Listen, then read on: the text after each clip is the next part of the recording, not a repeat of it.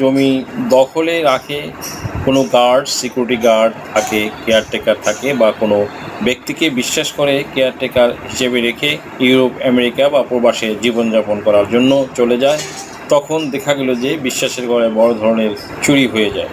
উক্ত কেয়ারটেকারই জালজালাতি করে নিজের নামে জমি জমা ইত্যাদি সব করে নেয়, কিংবা সকালে ঘুম ভেঙে হঠাৎ করে দেখা গেল যে আপনার জমি বেদখল হয়ে গেছে, সেখানে অন্য কেউ ঘর তুলছে বা জাল দলিল, মিথ্যা বা ভুয়া দলিল তৈরি করে নিজের নামে করে নিল। এই সময় জমির মালিক এক প্রকার দিশেহারা হয়ে পড়ে, ভীত সন্ত্রস্ত হয়ে পড়ে, দিকবিদিক ছুটাছুটি করতে থাকে। নিজ ঘরে তখন সে প্রবাসী হয়ে যায়। চেয়ারম্যান, মেম্বার, কমিশনার, মেয়রের নিকট ধর্ণা ধরেও কোনো সুবিধা করে উঠতে পারে না।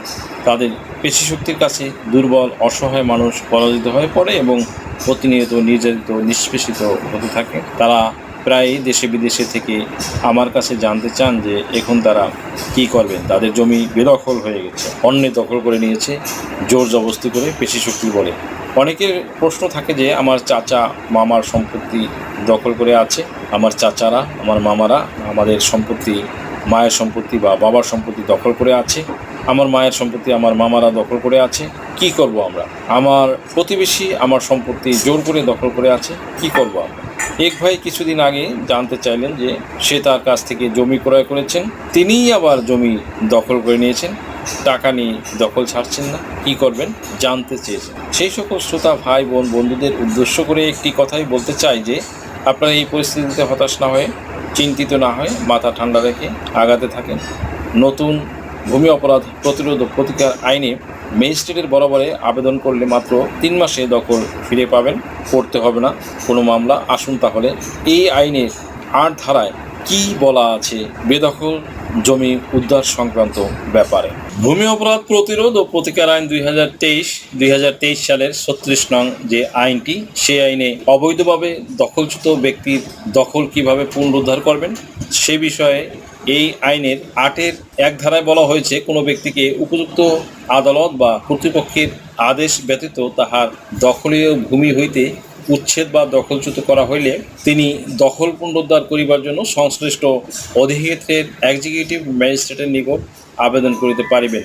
8-এর 2 উপধারায় রয়েছে, এক্সিকিউটিভ ম্যাজিস্ট্রেট সংক্ষুব্ধ ব্যক্তিকে আইনানুগ প্রক্রিয়া ব্যতীত উচ্ছেদ বা দখলচ্যুত করা হইয়াছে মর্মে সন্তুষ্ট হইলে তাহাকে তাহার পূর্ব দখলীয় ভূমিতে দখল পুনর্বহাল করিবার নিমিত্তে যথাযথ আদেশ প্রদান ও এতদ উদ্দেশ্যে প্রয়োজনীয় ব্যবস্থা গ্রহণ করিতে পারিবেন।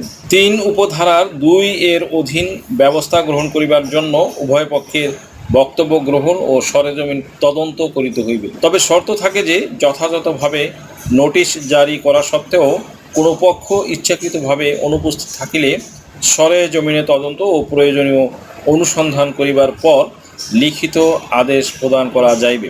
8-এর 4 উপধারা 1-এর অধীন কোনো আবেদন প্রাপ্তির পর হইতে 3 মাসের মধ্যে উহার নিষ্পত্তি প্রযোজ্য ক্ষেত্রে দখল পুনরুদ্ধার করিতে হইবে এবং কোনো কর্মকর্তা বা কর্তৃপক্ষ উহাতে অসহযোগিতা বা অবহেলা করিলে তাহার বিরুদ্ধে বিভাগীয় ব্যবস্থা গ্রহণ করা যাইবে। 8-এর 5 উপধারা 1-এর অধীন সংক্ষুব্ধ কোনো ব্যক্তি নিজ বা তৎকর্তৃক নিয়োজিত কোনো ব্যক্তির মাধ্যমে মামলা পরিচালনা করিতে পারিবেন।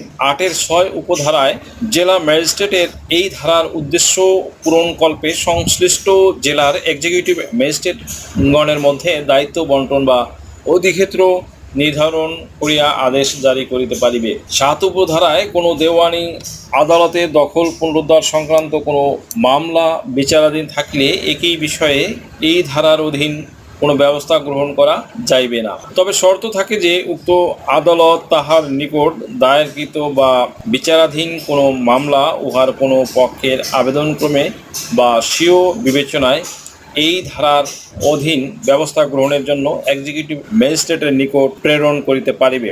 ধারা 8-এর 8 উপধারায় রয়েছে, এই ধারার অধীন ব্যবস্থা গ্রহণের অন্যান্য পদ্ধতি বিধি দ্বারা নির্ধারিত হইবে। তবে শর্ত থাকে যে অনুরূপ বিধি প্রণীত না হওয়া পর্যন্ত ফৌজদারি কার্যবিধির ধারা 145-এর বিধান অনুসরণ করিয়া ব্যবস্থা গ্রহণ করা যাইবে। সুপ্রিয় দর্শক মণ্ডলী, আশা করি সম্পূর্ণ ভিডিওটি থেকে আপনারা সামান্যতম হলেও উপকৃত হয়েছেন। যদি এই ভিডিওটি আপনাদের সামান্যতম উপকার আসে তাহলে রিকোয়েস্ট করব চ্যানেলটি লাইক, শেয়ার, কমেন্টস এবং সাবস্ক্রাইব করে পাশে থাকা বেল আইকনটি প্রেস করে দিন, যাতে পরবর্তী ভিডিওর নোটিফিকেশনটি খুব সহজেই পেয়ে যান। সো আজকের মতো এখানে শেষ করছি। দেখা হবে অন্য কোনো দিন, অন্য কোনো ভিডিওতে, অন্য কোনো আইনি কন্টেন্ট নিয়ে। সেই পর্যন্ত সকলে ভালো থাকুন, সুস্থ থাকুন, নিরাপদে থাকুন।